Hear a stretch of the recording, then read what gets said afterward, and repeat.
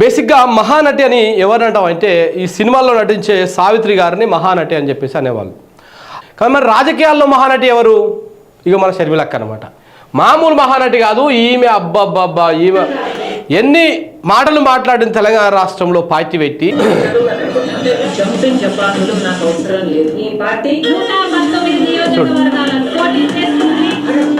తర్వాత తెలంగాణ రాష్ట్రంలో పెట్టిన వైఎస్ఆర్ తెలంగాణ పార్టీ.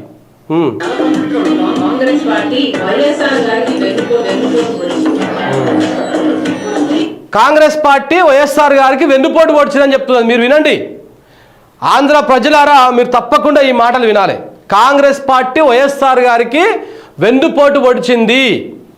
ఈ మాటలు మీరు బాగా గుర్తుపెట్టుకోవాలి.